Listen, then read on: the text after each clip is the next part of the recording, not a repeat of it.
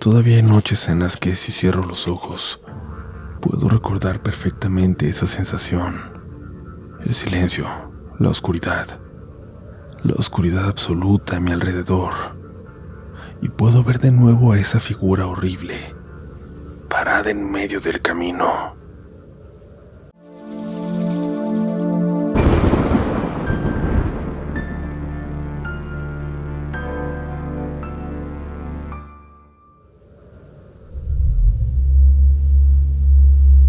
Iniciamos otro octubre de relatos, otro mes del terror donde, si cabe la posibilidad, vamos a intentar asustarlos más de lo habitual.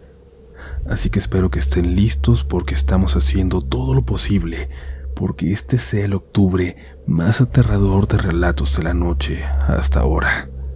En octubre se acabaron las historias tristes. Iniciamos en 5, 4, 3, 2...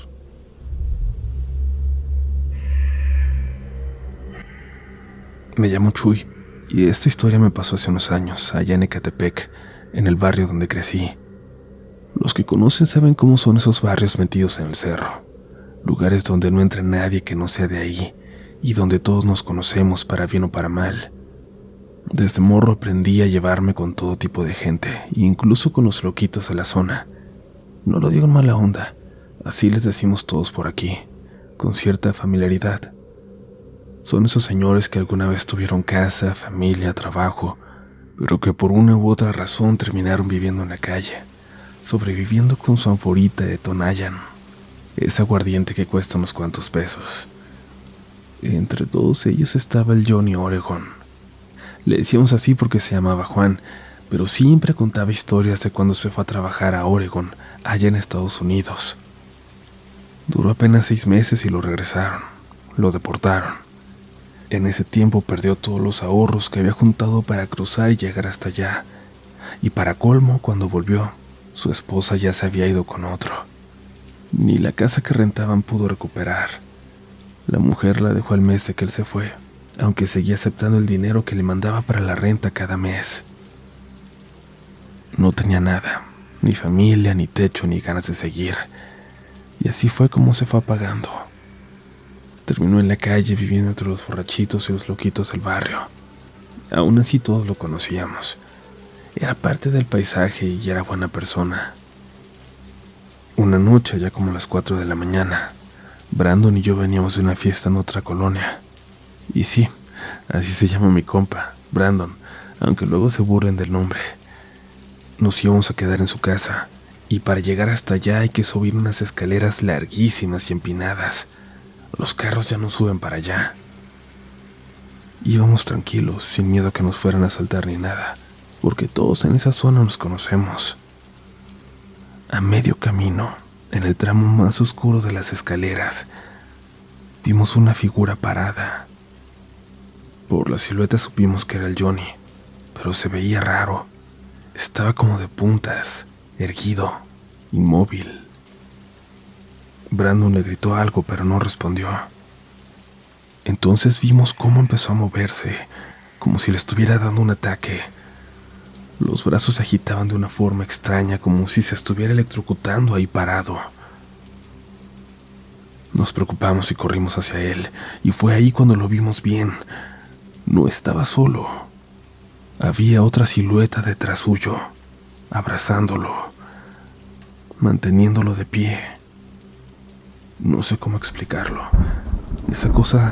Eso se asomó por detrás del Johnny para vernos. Y antes de seguir quiero aclarar algo. No íbamos drogados, ni metidos en nada raro. Traíamos unas cervezas encima, sí, pero nada más. Lo que vimos fue completamente real. Detrás de él estaba una mujer altísima. Tenía el cuerpo joven, delgado, pero la cara era la de una anciana. No les exagero si les digo que se veía como una mujer de 100 años. Estaba parada, completamente erguida, abrazando al Johnny por detrás, sosteniéndolo como si fuera un muñeco. Llevaba un vestido negro muy largo, como de novia vieja, y se estaba riendo. No sé si de nosotros o de él, pero esa risa fue lo peor.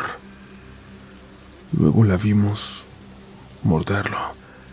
Le mordió como en la parte de la nuca, entre la nuca y la espalda, como si fuera un animal. Ahí fue cuando los dos salimos corriendo para abajo como locos, sin voltear atrás. Al llegar al inicio de las escaleras nos topamos con unos amigos de Brandon, ya grandes, y les contamos lo que habíamos visto. Se rieron.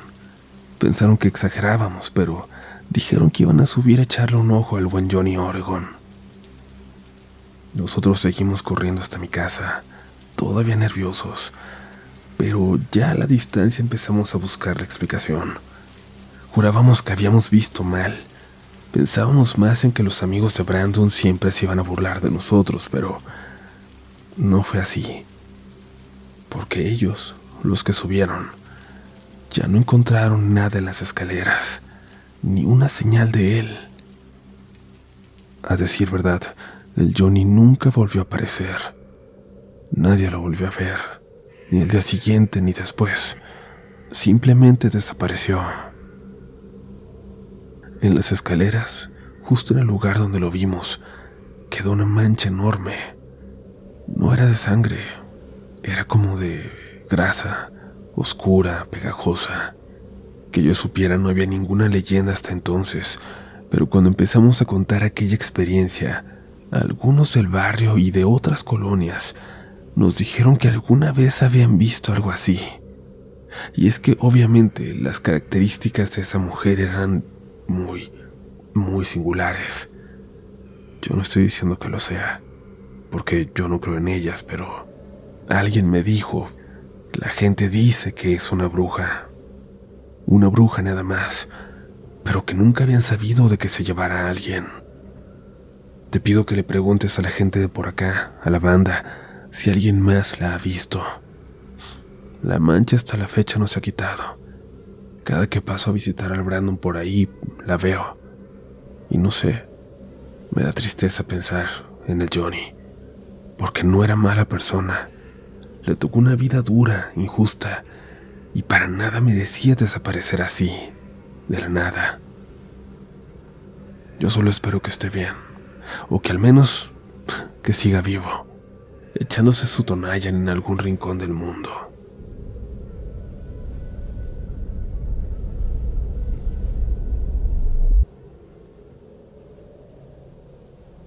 Hola Uriel, soy Silvia, una escucha incansable de relatos de la noche. Siempre te escucho por Spotify, ya sea mientras trabajo o antes de dormir. Debo confesarte que soy una persona bastante escéptica, o al menos eso creo. No sé si sea negación o si en verdad lo soy, porque a lo largo de mi vida me han ocurrido muchas cosas paranormales, pero casi siempre trato de restarles importancia. Esta vez quiero compartirte una experiencia distinta, una que no he podido olvidar, y que hasta hoy me causa demasiada curiosidad. No sé si encaje del todo en un relato de terror, pero sí es algo inexplicable, al menos para mí. Nunca he encontrado una respuesta lógica a lo que vivimos aquella tarde-noche del 2011. En ese entonces yo vivía en Cancún junto a Carlos, mi pareja, y nuestro bebé de 5 meses. Teníamos una relación estable y yo me sentía afortunada por la familia que habíamos formado. Como yo no tenía familia allá, solíamos visitar mucho a mis suegros, que vivían solo a 15 minutos de nosotros en auto. Ellos me querían mucho y siempre me hicieron sentir parte de la familia. Una tarde Carlos llegó del trabajo y decidió que fuéramos a verlos. No pregunté si les había avisado. Simplemente nos subimos al carro y partimos. Nuestro bebé iba atrás del asiento de copiloto, en su portabebé bien asegurado. Al llegar quité el portabebés de la base. Siempre me costaba un poco de trabajo. Carlos lo llevó adentro mientras yo cerraba bien el coche y tomaba la pañalera. Al entrar encontré a mi bebé en su portabebé, colocada en el suelo, y a Carlos en el sillón, control remoto en mano, cambiando canales. Mis suegros iban de un lado a otro, preparando cosas para salir. Me acerqué a saludarlos. Me contaron que irían a ver a un tío por un asunto de negocios, pero insistieron en que nos quedáramos a esperarlos, y les hicimos caso. Salieron pasadas de las 6 de la tarde. Recuerdo que miré el gran reloj del comedor, cuando mi suegra dijo que a las 7 más o menos ya estarían de regreso. Como iban solo a 5 minutos de ahí, parecía razonable. Me senté junto a Carlos y corrí un poco el portabebés para hacer espacio a mis piernas. Mi bebé era muy tranquilo, podía estar mucho tiempo ahí sin ponerse inquieto. Recuerdo que comenzamos a ver la película Gladiador. Le comenté a Carlos que yo nunca la había visto. Me respondió algo sobre la trama y eso es lo último que recuerdo. Lo siguiente fue despertar en el suelo, de lado. Frente a mí estaba Carlos, también acostado de lado, ambos con un cojín bajo la cabeza. A mi espalda mi bebé seguía en su portabebé, dormido. Me senté. La sensación era muy extraña. Sentía mi cuerpo pesado como si estuviera sedada. Esa sensación entre sueño profundo y realidad, donde sabes que no estás despierta del todo, incapaz de reaccionar debidamente. Alcancé a voltear hacia el reloj del comedor. Pasaban de las 9:30 de la noche. Recuerdo que pensé, ya es tarde, mejor nos vamos. Desperté a Carlos. Él se levantó y tomó el portabebé, mientras nuestro hijo seguía profundamente dormido. Me puse de pie con una extraña calma. Recogí unos cojines y los puse sin cuidado en el sofá. Subimos al auto. Mientras Carlos aseguraba al bebé, yo me hundí en el asiento con la misma sensación somnolienta. Durante el trayecto, todo lo veía como en sueños. Los parpadeos me parecían largos y lentos. Volteé un poco a ver a mi pareja mientras conducía. Lo observaba mientras él solo veía el camino, sin cruzar palabra. No estaba asustada ni preocupada. Ni siquiera pensé en que mi hijo debía comer, cuando yo le daba pecho cada pocas horas. Llegamos a casa. Esta vez Carlos bajó el portabebé y la pañalera. Al entrar, lo primero que se veía era la sala y un baño bajo la escalera que la dividía del comedor. Él se dirigió para allá. Escuché cómo arrastró una silla para sentarse, pero antes dejó el portabebé en medio de la sala y la pañalera en el sofá junto a la escalera. Saqué a mi bebé, seguía dormido. Le comenté a Carlos sin verlo que me iría para arriba. Él me respondió que estaba bien, que trabajaría un rato antes de subir. Subí y acosté a mi hijo en su cuna. Esa noche rompí por completo mi rutina.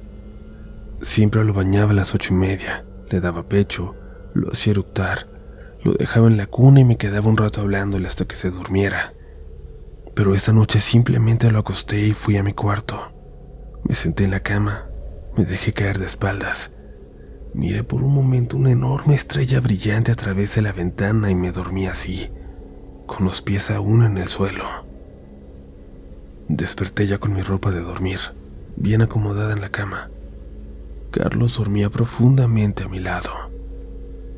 Miré lentamente el reloj del buró. Casi eran las 11 de la noche. Reparé en que no había bañado a mi bebé. A pesar de la hora decidí hacerlo. Preparé todo y lo llevé a la bañera.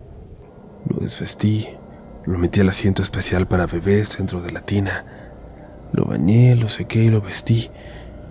Y lo increíble es que jamás despertó. Ni con el agua, ni con el movimiento, ni siquiera para comer. Estaba totalmente dormido y yo, nada preocupada. Simplemente no analizaba nada. Lo acosté de nuevo en su cuna, limpié todo como siempre. Dejé la bañera a un lado para que se secara y me acosté a dormir. Pero recuerden que aún seguía en el mismo estado. Todo se veía como entre sueños. A las 7 de la mañana sonó mi alarma. Esta vez desperté normal. Carlos aún dormía. Fui al baño y luego a la habitación de mi bebé. Él ya estaba despierto, tranquilo, mirando su móvil colgante. Al cargarlo noté algo muy extraño. Una de las mangas de su ropita estaba completamente empapada, tanto que al levantarlo escurrió un hilo de agua por su brazo.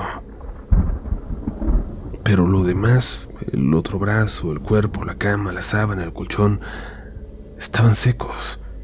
salvo por una pequeña mancha donde apoyaba ese brazo. Era demasiada agua para que solo hubiera mojado un punto tan limitado. Lo cambié rápidamente y fui al lavabo a exprimir la manga.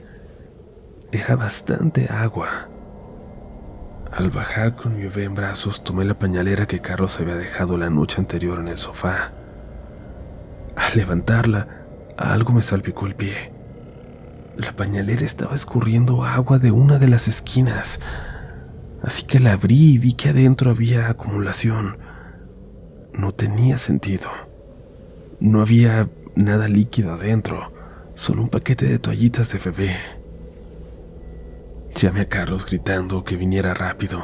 Él llegó desde la cocina porque mientras yo veía a nuestro hijo, él ya había bajado y se disponía a hacer desayuno. Confundido miró dentro de la bolsa.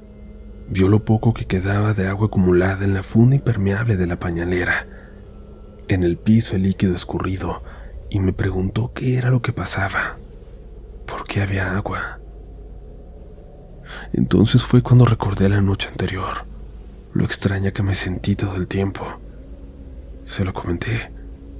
Él se quedó pensativo y me dijo algo que me heló la sangre. No me lo vas a creer, pero yo ni siquiera me acuerdo cómo llegamos a casa. Sorprendida le pregunté, ¿cómo que no recuerdas? ¿No te acuerdas que manejaste? Y él contestó, no. Lo último que recuerdo es estar viendo la película en el sofá y despertar ya aquí en la casa. Ni me había dado cuenta de que no me acordaba de nada. Le conté todo lo que yo sí recordaba, incluso que él se quedó trabajando en el comedor, pero él insistía en decir que no recordaba eso. Y bueno, nada. Nos preocupamos y llamamos a sus papás para preguntar por qué no habían regresado a tiempo. Su mamá nos dijo que llegaron un poco después de las 7, que se habían desilusionado al ver que nos habíamos ido. Dicen que nos llamaron a los celulares, pero nunca respondimos. Pero nosotros ni siquiera teníamos llamadas perdidas. Además, eso era imposible, porque nosotros nos fuimos después de las 9:30, según lo que yo había visto en el reloj. Nada tenía sentido.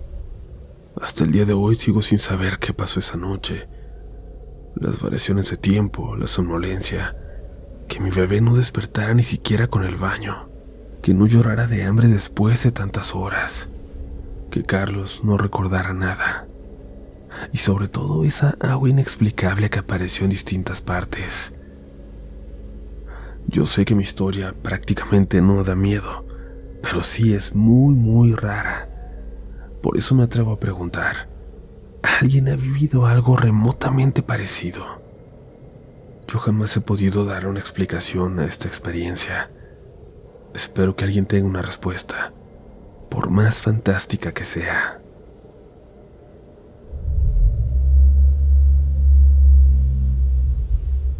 Muchísimas gracias por seguir por aquí, por aguantar mi voz de enfermo. Espero que queden muchos todavía escuchando, que no lo hayan dejado para después, porque nos quedan 2 muy buenas historias esta noche. Suscríbanse por favor, recuerden que nos ayuda mucho eso, y también déjenos sus pulgares arriba y sus comentarios. Si disfrutan el contenido, es una gran forma de apoyarnos. En la descripción están todos los enlaces que necesiten, incluido el de mi libro de relatos de la noche. Pero bueno, se acabó el intermedio. Continuamos.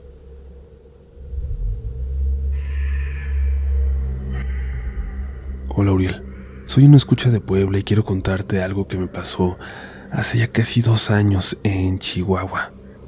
No sé si exactamente va a ser una historia de terror o paranormal siquiera, pero fue algo que no he podido olvidar.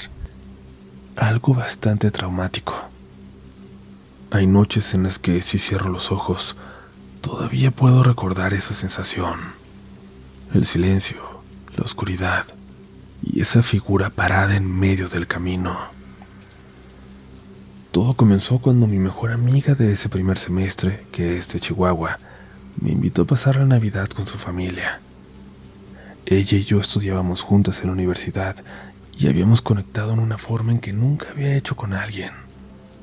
Llevábamos apenas meses siendo cercanas, y claro que no había conocido a su familia, pero si eran la mitad de nobles que ella, con eso sería más que suficiente. Por eso acepté. Me hablaba de ellos con mucho cariño, pero sin darme demasiados detalles, así que seguían siendo un misterio. Yo no tenía planes para esas fechas, así que acepté encantada. Me emocionaba la idea de pasar una Navidad distinta, en otro estado, lejos de la rutina. Y también, desde que no está mi papá, mi mamá ya no la celebra en casa, y no me llevo mucho con el resto de mi familia. Viajé en avión hasta la capital de aquel estado. Ahí me recogieron ella y sus papás. Recuerdo que cuando salimos del aeropuerto ya estaba oscureciendo. El aire era frío y muy seco. Metimos mis maletas en la parte trasera de la camioneta y emprendimos el camino hacia su casa. Y digo su casa, pero la verdad es que lo que descubrí después fue mucho más que una casa. Manejamos por más de 3 horas, dejando atrás la ciudad y los pueblos cercanos para llegar hasta un punto cuyo nombre, sinceramente, no quiero que sea público. Era un pueblo tranquilo, de esos que parecen de antes. Ahí seguimos un poco más en carretera, y después nos desviamos por un camino angosto rumbo a la sierra. Durante más de media hora no vimos una sola casa, ni una sola luz, nada. Solo la carretera serpenteando entre montañas y luego planicies, con la noche cayendo por completo sobre nosotros. Yo iba en el asiento trasero mirando por la ventana y tuve la sensación extraña de que nos estábamos alejando del mundo. Finalmente tomamos una salida de tierra casi imperceptible. La camioneta empezó a avanzar por un camino largo, rodeado de campos abiertos, hasta que de pronto, a lo lejos, aparecieron unas luces cálidas. Era el rancho de su familia. Nunca imaginé que mi amiga tenía tanto dinero. El lugar parecía sacado de una película. Una enorme cerca blanca rodeaba la propiedad. Había caballerizas, árboles alineados a los costados y un pórtico de madera iluminado por faroles. Se veía elegante pero rústico, perfectamente cuidado. Nos recibieron 2 perros enormes, blancos como la nieve, que se acercaron corriendo pero no de forma agresiva, sino curiosa. Eran Gran Pirineo, guardianes imponentes pero nobles. En esa casa solo estaban sus papás y ella. Por las fechas no había trabajadores en el rancho. Todo el personal había salido a pasar las fiestas con sus familias. Me advirtieron desde el principio en tono de broma que si quería quedarme, tendría que ayudar con algunas tareas básicas. Darles de comer a los caballos, recoger cosas, nada complicado. Me pareció perfecto, la verdad. Yo estaba encantada con el lugar. Y la Navidad fue hermosa. Comimos delicioso, escuchamos música, nos reímos. No había señal de celular en casi ningún punto del rancho, lo cual al principio me pareció relajante. Era como desconectarte del mundo. Pero el día 25, después de comer, quise hacer una videollamada con mi mamá para ver cómo estaba. Me moví por todo el rancho buscando señal, estirando el brazo, parándome en una cerca, subiéndome a un pequeño muro. Nada. La conexión era tan mala que no duraba ni 5 segundos sin cortarse. Así que decidí pedir prestada una camioneta para ir al pueblo más cercano, el que recordaba al llegar. Mi amiga y sus papás me dijeron que no había problema. Me explicaron el camino. Era bastante fácil, prácticamente una sola carretera, pero me dieron una advertencia con bastante seriedad. No regreses después de que oscurezca. Si se te hace de noche, puedes pasarte la salida al rancho y perderte. De noche no se ve absolutamente nada. Me lo repitieron 2 veces. Salí tranquila. El camino al pueblo fue sencillo. Llegué, me estacioné frente a una tiendita y por fin pude hablar con mi mamá. Me emocioné tanto que perdí la noción del tiempo. Le conté del rancho, de los caballos. Le conté cómo había sido la cena de Navidad. Y después aproveché para comprar algunas cosas de ese personal que me hacían falta. Cuando me di cuenta, el sol ya estaba bajando. Me apuré, subí a la camioneta y emprendí el camino de regreso. Al salir del pueblo todavía alcanzaban a verse los últimos tonos rojizos en el cielo, pero en cuestión de minutos, la carretera quedó completamente sumida en la oscuridad. Y cuando digo oscuridad, no hablo de la típica carretera mal iluminada. No. Era una negrura total. Una noche que creo que nunca he experimentado antes. No había luna visible. No había faros de otros autos, ni luces lejanas, ni postes. Nada. Solo el camino iluminado por mis luces altas y el resto completamente vacío. Manejé más de media hora completamente sola. Empecé a sentirme nerviosa. Me obligaba a concentrarme en la carretera, buscando con atención la salida que llevaba al rancho, que no se me fuera a pasar. Y es que sabía que si me la pasaba podría manejar kilómetros y kilómetros, adentrándome más en la sierra. Quién sabe hasta llegar a dónde. La encontré casi por casualidad. La distinguí cuando ya me la estaba pasando y di vuelta a tiempo. El camino de tierra se extendía frente a mí, completamente oscuro. Avanzaba despacio porque todavía faltaba bastante para ver las luces de la casa al fondo. Y fue en ese tramo cuando, por alguna razón, me entró un pensamiento intrusivo. La idea de apagar las luces del carro por un segundo, solo para ver que no veía nada. Las apagué. Desapareció todo, absolutamente todo. Ni mis manos frente al volante podía distinguir. Me reí, medio nerviosa, y las encendí otra vez.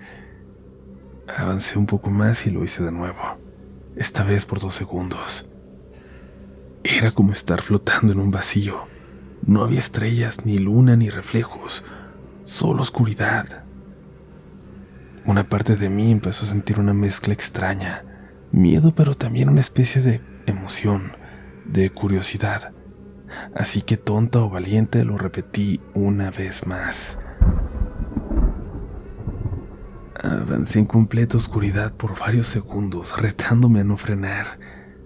Pero cuando encendí las luces otra vez, frené en seco. Ahí, justo en el límite de la iluminación de las luces altas, había algo parado en medio del camino. Frente a mí, una figura, vestida completamente de negro, alta, inmóvil. Al principio pensé que era una persona, pero la cara no era humana. Era alargada, delgada, como si llevara puesta una máscara de pájaro. Un pico fino pero muy largo, oscuro, que brillaba ligeramente con la luz. En sus manos sostenía un báculo de madera, largo, casi tan alto como él. O ella. Parecía una ella, pero no sabría explicar por qué. Me quedé congelada. La primera reacción lógica que tuve fue pensar que se trataba de alguien jugando una broma, pero ahí, en medio de la nada, en un camino que ni siquiera tenía señalización.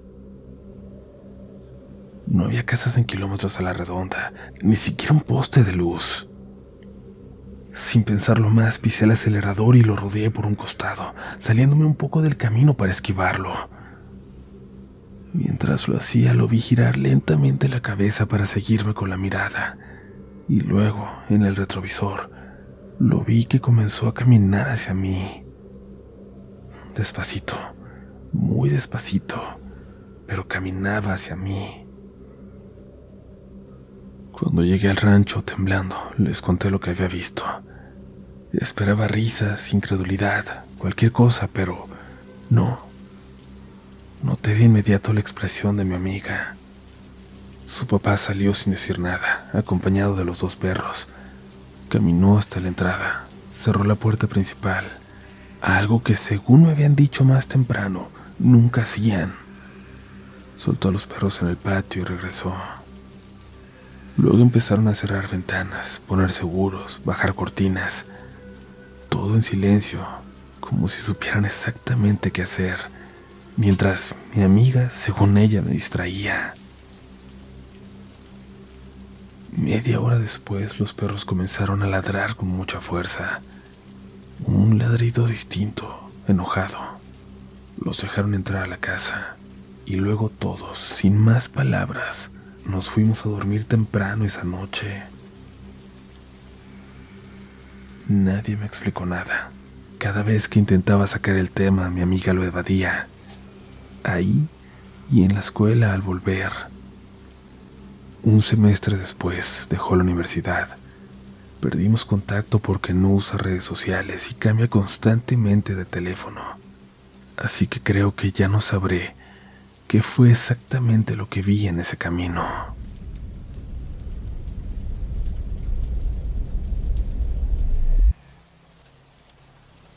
Buenas noches, comunidad. Quiero contarles una historia que me pasó hace tiempo y me gustaría saber qué opinan. Todo comenzó en la casa anterior donde vivía.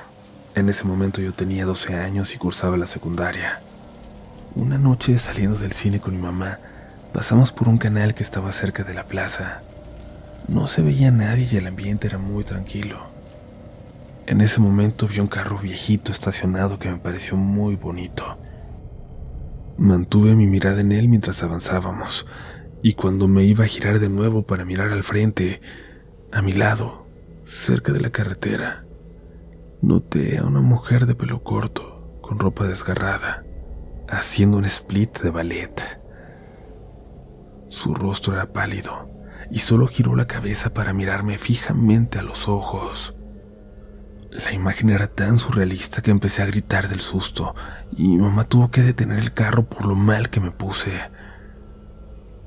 Me llevó a casa en cuanto me calmé, y esa noche tuve mucho miedo de dormir sola. Los meses pasaron y el miedo que llegó esa noche nunca se fue. Ya no me sentía igual. Todo el tiempo tenía la sensación de que alguien me estaba observando. Comencé a tener brotes depresivos porque escuchaba una voz femenina que me decía que me hiciera daño. Esos pensamientos estaban muy presentes en mi mente. En ese cuarto había un sillón y un baño al lado. Desde el baño empecé a ver como si alguien se asomara. Yo me tapaba la cara, cerraba los ojos, me escondía debajo de las cobijas y escuchaba cómo esa presencia salía del baño. Se sentaba en el sillón y después iba hacia mi cama. Incluso sentía como la cama se hundía, como cuando alguien se sienta. Tuve que ir a terapia de lo mal que estaba. Habían pasado 6 meses y tanto mi familia como yo la estábamos pasando muy mal. Yo sin poder dormir y con miedo todo el tiempo. Había una escalera de caracol de metal, y a las 3 de la mañana podía escuchar cómo alguien bajaba corriendo y me tocaba con fuerza. Una vez, estando acostada en mi cuarto, me dio parálisis del sueño. Abrí los ojos sin poder moverme. Escuché la televisión frente a mí que había dejado prendida. Intenté ver hacia ella, despertarme con lo que sea que estaba ahí, pero al asomarme hacia allá, la vi. Esa mujer, esa bailarina estaba en mi cuarto. Me estaba mirando muy fijamente. No pude hacer nada más que llorar. Llorar hasta que logré cerrar los ojos y dormir de nuevo. Una semana después, viendo una película con mi familia, sentí que entré en un trance. Pude sentir un dolor intenso, una agonía horrible que jamás había experimentado. Sentía desesperación y tristeza profundas. Mi mamá me vio llorando, me vio muy mal, y la terapia no parecía ayudarme. Me preguntó si todo estaba bien. Yo no supe cómo explicarle que no era yo, que esa desesperación, esa tristeza no eran mías.